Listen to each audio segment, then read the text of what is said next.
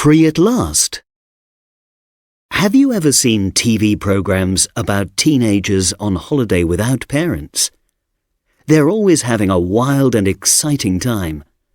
But is it really like that? We asked 3 writers to tell us their personal experiences. A. When I was 15, I went to stay with my pen friend in North Germany. It was my first trip abroad and the first without my parents, and I hated every minute of it. The worst moment was probably the time when I was alone in the house and somebody rang the doorbell. They rang it again and again, but I ignored it. Then I saw the visitor walking around the house looking through the windows. Frightened, I hid under the dining room table. That afternoon, Christina's mother came home from work and said, "I needed to pick up some papers from the house today, and I didn't have my key. I rang the bell, but you didn't hear me."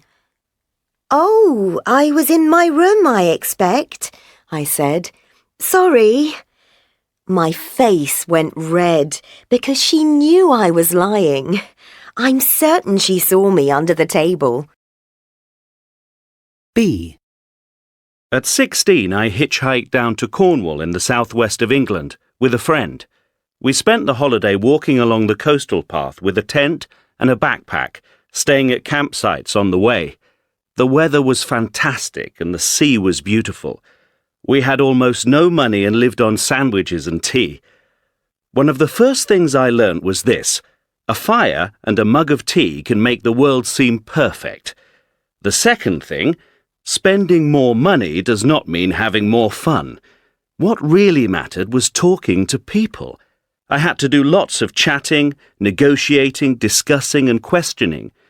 Strangers could be very helpful and interesting, I discovered. They could also be dangerous, boring and stupid. It was up to me to judge them and decide. And that skill has been useful to me many times since then. I wrote it all down, but I've lost the notebook now, unfortunately. C. My friends and I were 17 and on holiday in the coolest place in the world, Ibiza. On the first day, I fell asleep on the beach with no sun cream. My friends knew I was getting sunburnt, but they didn't wake me up because they thought it was funny. When I woke up, I felt a little sore. Then I took off my round sunglasses and my friends all fell on the floor laughing. I had 2 clear white rings around my eyes. That night, we all went to a nightclub and, of course, I had to keep wearing the same sunglasses because of my sunburn. We stayed up all night. In the morning, I left the nightclub before my friends.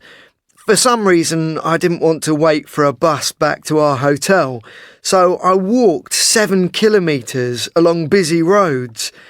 When I finally arrived, my friends were already there, sitting on sun lounges around the pool. I've never understood how they got there so quickly.